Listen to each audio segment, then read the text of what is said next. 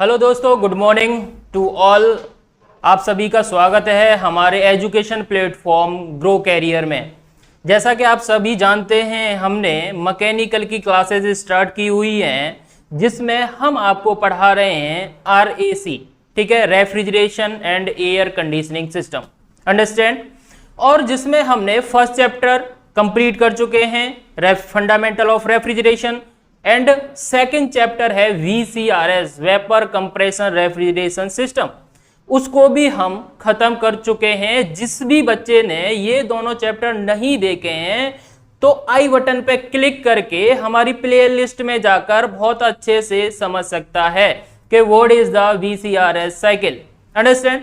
अब हम जो बार बार हम रेफ्रिजरेंट की बातें कर रहे थे, बार बार VCRS में क्या आ रहा था, रेफ्रिजरेंट ही आ रहा था ओनली, जो कि सभी डिवाइस में, चाहे आप इवोपरेटर ले लो, कंप्रेसर ले लो, कंडेंसर ले लो, एक्सपेंशन जो डिवाइसेस होती हैं जो थ्रोटलिंग प्रोसेस पे वर्क करती हैं, उनमें सभी के सभी में क्या फ्लो हो रहा था, रेफ्रिजरेंट, अंडरस्टैंड।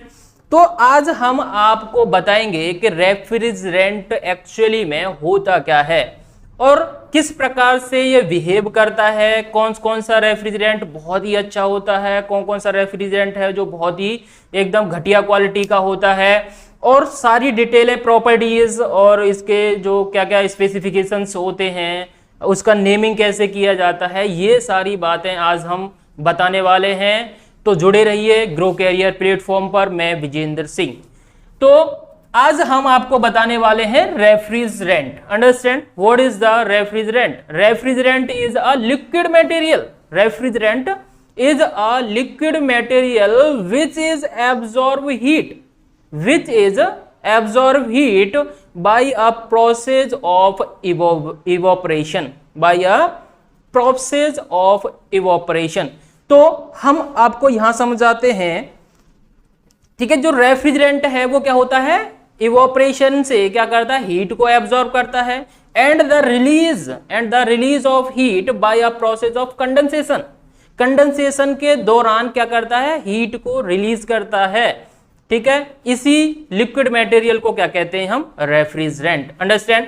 तो आइए हम समझते हैं हिंदी में क्या कैसे डिफाइन कर सकते हैं हम रेफ्रिजरेंट को। रेफ्रिजरेंट एक प्रकार का तरल पदार्थ होता है, तरल पदार्थ जैसे वाटर है, ठीक है, अदर जो लिक्विड है तरल पदार्थ, मतलब जो फ्लो हो सके, ठीक है, उसे कहते हैं तरल पदार्थ।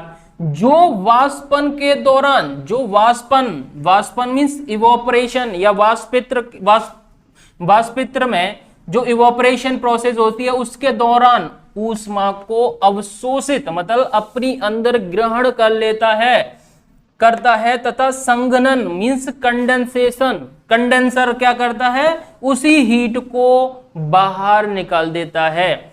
इस तरल लिक्विड को क्या कहते हैं हम, रेफ्रिजरेंट। मेरे प्यारे बच्चों, आप सभी ने समझा कि रेफ्रिजरेंट क्या होता है। फिर भी एक बार और कंसंट्रेट करके हम देखते हैं और डायग्राम बना के देखते हैं हम, वो ही वाला पहला डायग्राम जो आप पहले से ही जानते हैं। मैं VCRS आप सभी को पहले से ही पढ़ा चुका हूं। VCRS प्रोसेस में क्या होता है, इधर क्या होता है, इवोपरेटर, ठीक है, और यहां से जो फ्लो हो रहा होता है लिक्विड रेफ्रिजरेंट, क्या, लिक्विड रेफ्रिजरेंट। और लिक्विड रेफ्रिजरेंट क्या करता है, ठीक है, यहां से क्या करता है, ये इवोपरेटर क्या करता है, क्यू इन जो रूम की जो हीट होती है, जो हमारे सिस्टम की हीट होती है, उसको क्या करता है, कंटिन्यूअसली एब्जॉर्ब करता है, अवशोषित करता है, ठीक है। और इसके एंड पॉइंट पर जो हमारा रेफ्रिजरेंट होता है वो किस में पहुंच जाता है, वेपर कंडीशन में। कैसे पहुंचता है, क्यों पहुंचता है, हम सारी बातें आपको बता चुके हैं। अब नेक्स्ट अब क्या है, इसी हीट को हमें क्या करना है, रिलीज करना है। तो कहां जाएंगे हम, कंडेंसर। यही कंडेंसेशन प्रोसेस होती है, संघनन प्रोसेस होती है, और उसके दौरान क्या होता है, हीट को आउट किया जाता है, रिलीज किया जाता है, हीट क्या किया जाता है, बाहर निकाली जाती है, ठीक है, इस रेफ्रिजरेंट से बाहर निकाली जाती है। अब यहां पर जो वेपर के कंडीशन में था रेफ्रिजरेंट, यहां पे क्या आ जाता है, लिक्विड की कंडीशन में। क्या होता है? लिक्विड की कंडीशन में तो फेज चेंज हो रहा है, इसका मतलब टेम्परेचर क्या होगा? कांस्टेंट। फेज चेंज हो रहा है तो क्या होगा? टेम्परेचर क्या होगा? कांस्टेंट। यहां इसने लेटेंट हीट के जरिए, लेटेंट हीट जो एब्जॉर्ब की, वहीं पे यहां पर वही लेटेंट हीट क्या हो गई? बाहर निकल गई। अब नेक्स्ट क्या है? Expansion process. नेक्स्ट क्या है? Expansion process. और वो किस पे वर्क करती है? थ्रॉटलिंग। थ्रॉटलिंग प्रोसेस क्या होती है? थ्रॉटलिंग प्रोसेस आपने देखी होगी, थर्मोडायनामिक्स में बहुत ही अच्छे से पढ़ा होगा थ्रॉटलिंग प्रोसेस। ठीक है, उसमें क्या होता है? एंथैल्पी क्या होती है? कांस्टेंट। क्या होता है? एंथैल्पी कांस्टेंट रहती है। तो यहां पर जो सभी में क्या हो रहा है? एक लिक्विड, एक तरल पदार्थ क्या हो रहा है? फ्लो हो रहा है चारों तरफ। एवरी इक्विपमेंट्स में, जो चारों के चारों इक्विपमेंट्स लगे हुए हैं, वहां पे क्या हो रहा है? फ्लो हो रहा है। और जो फ्लो हो रहा है उसी को हम क्या कहेंगे मेरे प्यारे बच्चों? रेफ्रिजरेंट। क्या कहेंगे? रेफ्रिजरेंट। ठीक है, अगर अब भी किसी को कोई भी प्रॉब्लम हो, व्हाट इज द रेफ्रिजरेंट, तो हमें कमेंट करके बता सकता है कि सर मेरी समझ में नहीं आया है, दोबारा से समझा दीजिए। तो हमारी टीम जल्दी आपसे संपर्क करेगी और आपका सॉल्यूशन तुरंत प्रोवाइड किया जाएगा। ठीक है, तो हम आगे बढ़ते हैं। जो हमने अभी रेफ्रिजरेंट समझा, जो हमने अभी रेफ्रिजरेंट समझा, उसको हम कैसे कैटेगराइज करते हैं, कैसे उसे क्लासिफाई करते हैं। जो हमने रेफ्रिजरेंट समझा, हम समझ गए रेफ्रिजरेंट क्या है? एक ऐसा पदार्थ है, एक ऐसा तरल पदार्थ है जो कि हीट को एब्जॉर्ब करता है by a process of evaporation. ठीक है, और नेक्स्ट उसी हीट को क्या कर देता है? रिलीज कर देता है by a process of condensation. Understand? इसमें तो कोई प्रॉब्लम है ही नहीं है। अब हम क्लासिफिकेशन या टाइप्स ऑफ की बात करें तो हम समझ रहे हैं पहले क्लासिफिकेशन, क्लासिफिकेशन ऑफ रेफ्रिजरेंट। ठीक है, अब इसमें क्लासिफिकेशन ऑफ रेफ्रिजरेंट में दो टाइप का होता है। First primary, primary refrigerant.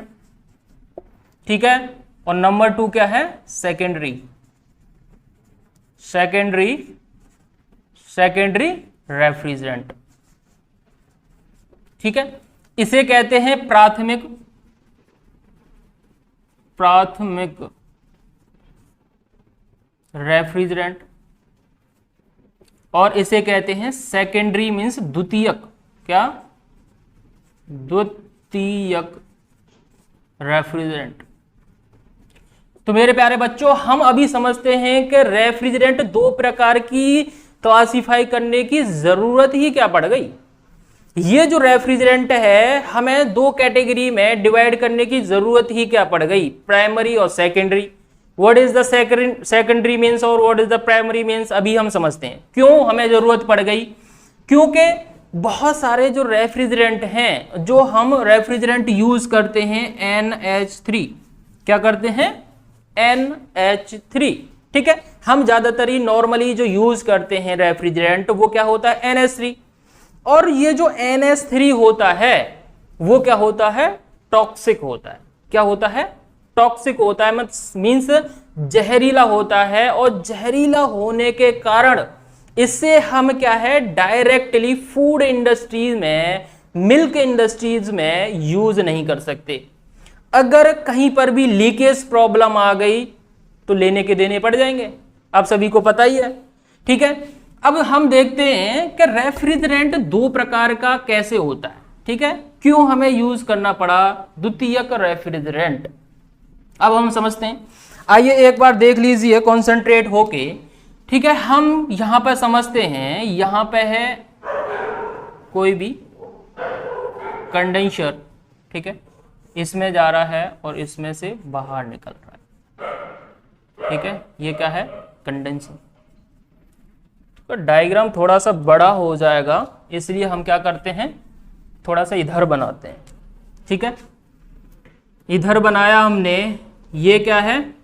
आप सभी जानते हैं ये क्या है? Condenser, sorry compressor.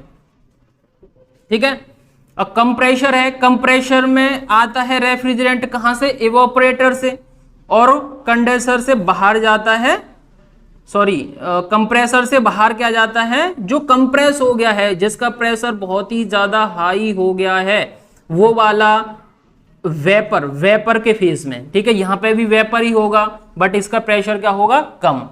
अब देखिए यहां पर जो आ रहा है रेफ्रिजरेंट, वो क्या आ रहा है, यहां से आ रहा है, इस इक्विपमेंट से आ रहा है, ठीक है। और हम जो यूज करते हैं नॉर्मली, जो बहुत ही अच्छा हमें रेफ्रिजरेशन इफेक्ट देता है, वो है अमोनिया। तो अमोनिया को ही हम नॉर्मली ज्यादातर यूज करते हैं। तो हम मान रहे हैं यहां पे क्या है, अमोनिया NH3, जो कि हमारा बेस्ट रेफ्रिजरेंट माना जाता है। लेकिन इसकी जो प्रॉपर्टी होती है वो क्या होती है, जहरीली होती है, टॉक्सिकनेस होती है। इसलिए हम इसे क्या है अभी बता रहे हैं कैसे हम प्राइमरी और सेकेंडरी यूज कर रहे हैं।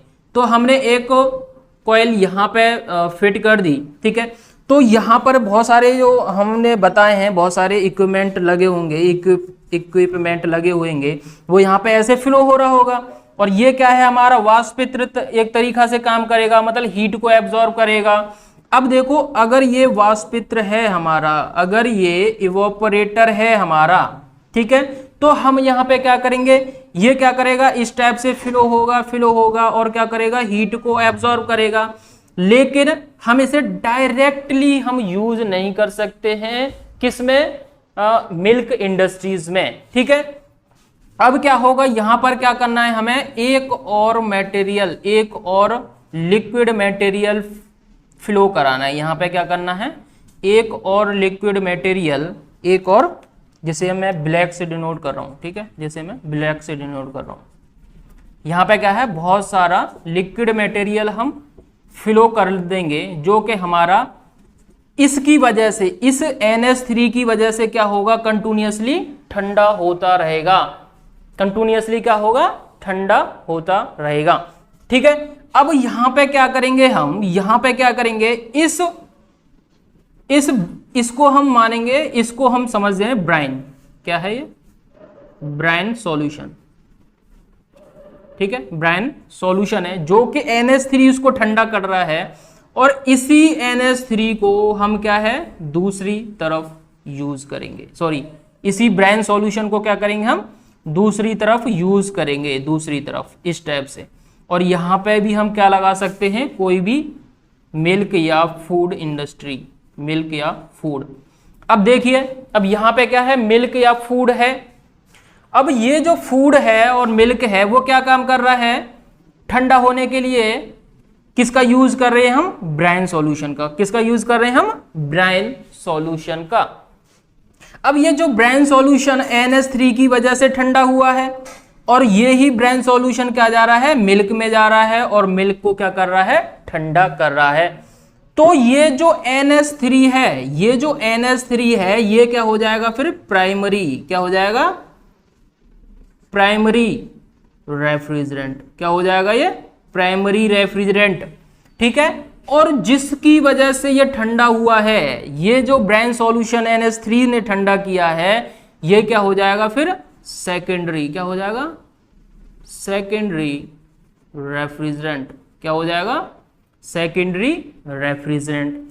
इसका मीन्स है जो हमने पहले यूज किया है दूसरे को, ठीक है, दूसरे रेफ्रिजरेंट को ठंडा करने के लिए, उसे क्या कहेंगे हम, पहले वाले को कहेंगे प्राइमरी रेफ्रिजरेंट और दूसरे वाले को कहेंगे सेकेंडरी रेफ्रिजरेंट, ठीक है। अगर मैं इसकी डेफिनेशन की बात करूं तो मैं क्या कह सकता हूं, प्राइमरी रेफ्रिजरेंट में मैं क्या कह सकता हूं कि जो इक्विपमेंट में, जो हमारे इक्विपमेंट में फ्लो होता है, उस रेफ्रिजरेंट को क्या कहेंगे, उस रेफ्रिजरेंट को क्या कहेंगे, प्राइमरी रेफ्रिजरेंट। जो हमारे इक्विपमेंट में, ठीक है, फ्लो इन एवरी इक्विपमेंट, ठीक है, इज कॉल्ड प्राइमरी रेफ्रिजरेंट, ठीक है, which is flow in every equipment is called primary refrigerant. क्या है? Primary refrigerant. विच इज मतलब जो पदार्थ, हिंदी वाले भी देख सकते हैं, जो पदार्थ सभी इक्विपमेंट्स में, सभी यंत्रों में फिलो होता है। जैसे ये है पूरा फिलो हो रहा है, इसी को क्या कहेंगे हम? प्राइमरी और प्राथमिक इक्विपमेंट्स। ठीक है। अब अगर हम सेकेंडरी रेफ्रिजरेंट की बात करें, सेकेंडरी रेफ्रिजरेंट की हम बात करें तो क्या होगा? सेकेंडरी रेफ्रिजरेंट क्या है? जो प्राइमरी रेफ्रिजरेंट की सहायता से ठंडा हो रहा है, जो प्राइमरी रेफ्रिजरेंट की सहायता से ठंडा हो रहा है और हमारा रेफ्रिजरेशन इफेक्ट जनरेट कर रहा है, उसी को क्या कहेंगे हम? Secondary refrigerant. क्या कहेंगे? Secondary refrigerant. ठीक है। ऐसे कह सकते हैं which is absorb heat by a refrigerated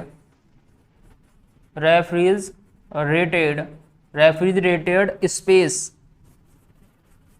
जो रेफ्रिजरेटेड स्पेस है ये वाला, ठीक है, ये जो रेफ्रिजरेटेड स्पेस है, ठीक है, इसमें से एब्जॉर्ब कर रहा है हीट को, वो, ठीक है, सॉल्यूशन क्या कहलाएगा? Secondary refrigerant. क्या कहलाएगा? Secondary refrigerant. ठीक है। तो मेरे प्यारे बच्चों, बहुत ही अच्छे से हमने समझा कि प्राइमरी रेफ्रिजरेंट क्या होता है और सेकेंडरी रेफ्रिजरेंट क्या होता है। ठीक है। इससे रिलेटिव अगर कोई भी कैसा भी ऑब्जेक्टिव टाइप क्वेश्चन आता है तो आप ही बहुत ही इजीली बना लोगे, ये मेरा पक्का या पूर्ण विश्वास है। ठीक है। तो चलते हैं हम इसकी नेमिंग कैसे करते हैं। ठीक है। जैसे आपने समझा, जैसे आपने कहीं देखा होगा R717, R12, ये क्या होता है? ये कैसे हम नेमिंग करते हैं इसकी? तो हम क्या कहते हैं? रेफ्रिजरेंट को हम ऐसे ही डिनोट करते हैं। ठीक है। ऐसे ही देखते हैं हम कि ये क्या है, R12 क्या है। वैसे रेफ्रिजरेंट होता है CCl2, F4, इस टाइप से होता है। ठीक है। F3, F2 कर लो, F2 है।